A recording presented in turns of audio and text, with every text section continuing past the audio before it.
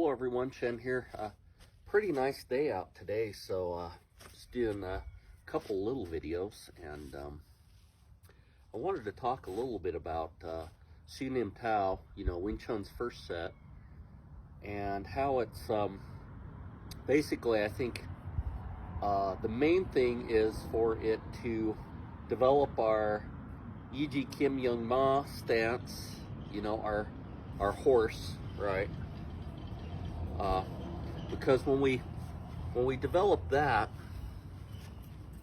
right, and it gets locked in, right, we're locked in, the thighs are kind of locked in with the hip and the butt's tucked in, right, so we're not really angled too far back or anything, but what it is from that locked in stance and from that weight that's grounded.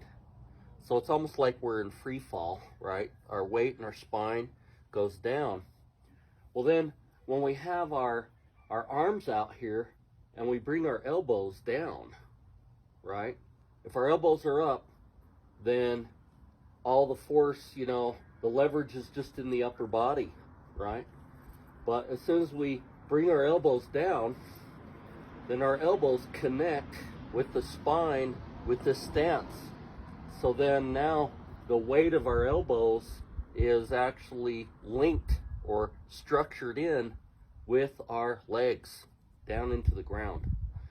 So I was just talking about how when we do intercepts or attacks, there's a way where you can feel that it's going all the way down through into your legs into the ground, right? If you don't have this base, this good horse, with the thighs locked into the hip and the butt sucked in, the knees are bent, so it feels like your whole weight with your spine is kind of in free fall going down. If you don't have that, then you don't really have the grounding behind these little moves. You don't have the grounding behind that for it to be structure, okay?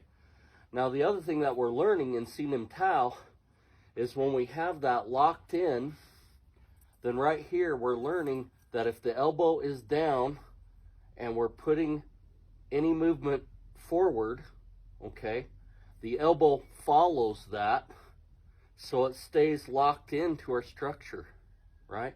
If I'm just up here and I just do the arm movement and it's not locked in, structure's not engaged. Structure's not engaged if I'm just here.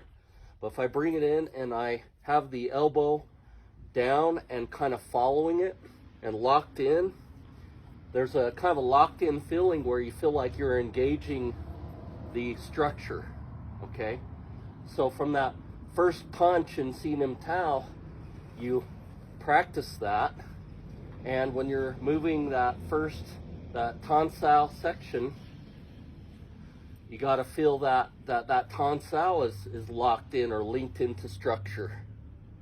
And then with the Wu Sao, when it's coming back, you got to feel that structure through the whole thing.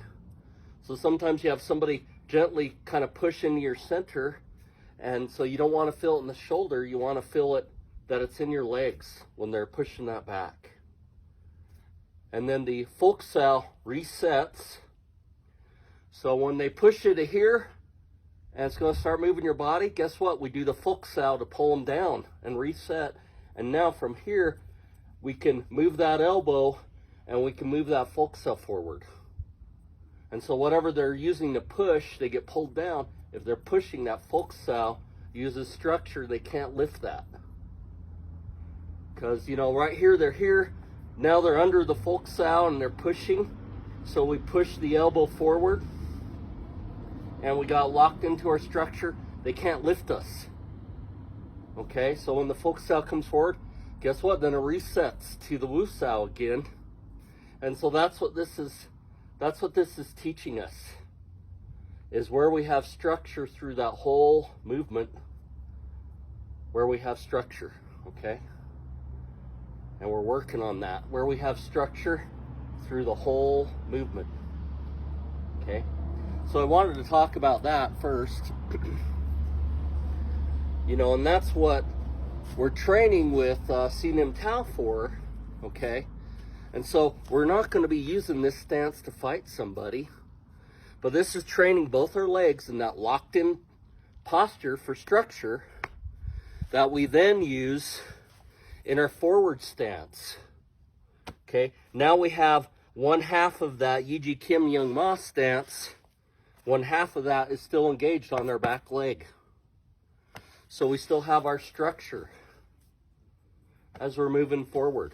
And guess what? When we move our structure with us. We move our structure with us. We don't change the structure to step and move. We have the structure and we move the whole structure together. That's why Wing Chun doesn't create an opening when it moves.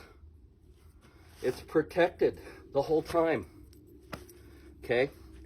And so if we do get pushed and overwhelmed, that's why we yield. We yield and we shift.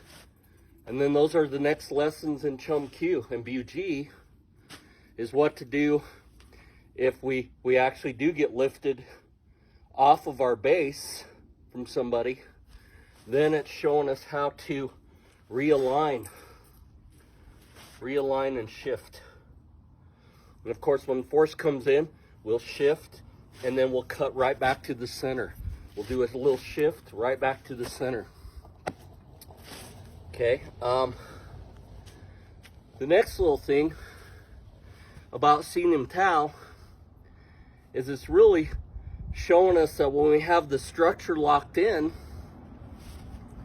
okay, we have the structure locked in correctly.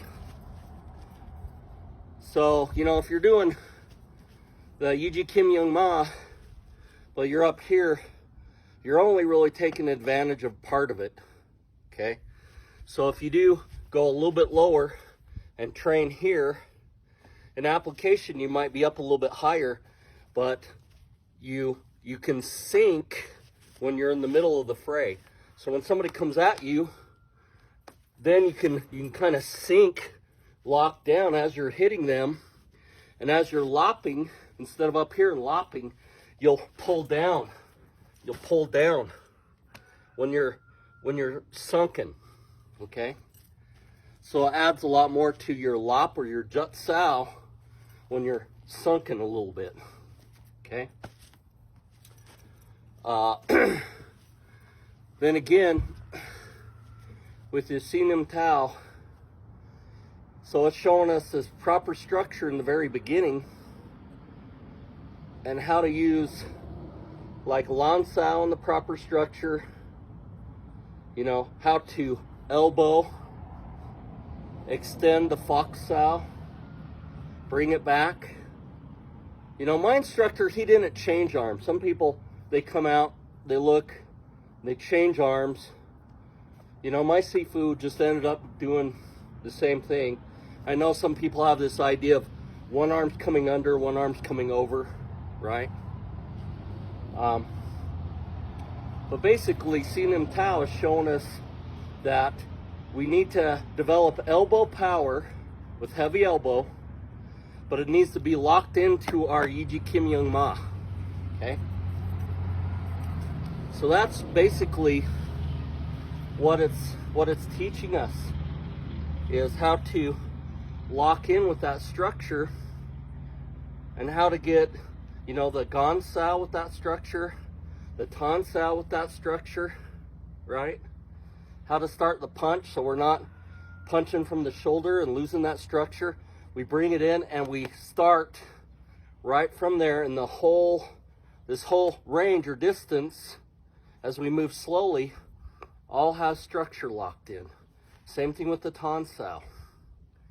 And so that's why we do Siu Nim Tao really slow, because the form's not based on just the strike and the breathing like Shaolin. It's based on moving structure through the whole movement and having that. Having structure through the whole movement. Because in Shaolin, you'll punch, you'll have power here, a little bit of hip structure, but then when you get blocked, you have no structure. See? So when Shaolin loses structure, then they have to come all the way back and change the stance. They lose structure, they have to change the stance. The whole stance has to change, where Wing Chun keeps that through the whole movement. Okay? So the main thing again is teaching us this grounding, so we have structure from our foundation all the way up through our arms. In each move in Siu Nim Tao, that we don't overextend. We don't punch way out here. We don't overextend, because that way our elbows are protected. If we overextend, somebody can hurt our elbow. Okay? And then the other idea is that there are all sorts of grab breakaways in Siu Nim Tao, Chum Q and BG. And what I mean by grab breakaways is it's this idea that when you put a strike out there into somebody, we'll usually leave it out there. We'll hit, boom.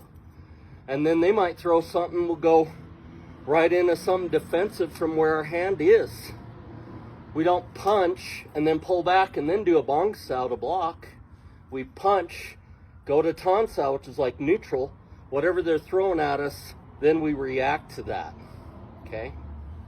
So Siu Nim Tao again is teaching us elbow power, locked in the structure, and then on the end of each one of our moves, since we're leaving it out there, people can grab it. And it's almost like we want them to grab it. Okay? So when they grab it, our next move is this cow sao, or this hewn that comes around. So we hit them, we have the hand there, they grab it, we break free of that, the cow sao breaks free of that grab, and we hit again. Okay? So each one of these moves in Siu Nim Tao from that tan sao has a grab breakaway before we pull back. These are grab breakaways from that tan sao, that cow sao, whether it's a cow sao or a hewn, it's a grab breakaway. And we do that through almost everything in Siu Nim Tao. You know, there's a section where we do the bong sao, the tan sao, and sometimes some people see that as a reverse palm or a tok sao. We were taught tok sao in that move. Okay, then there's again the cow sao, the grab breakaway. Okay, so just some things I wanted to show you today.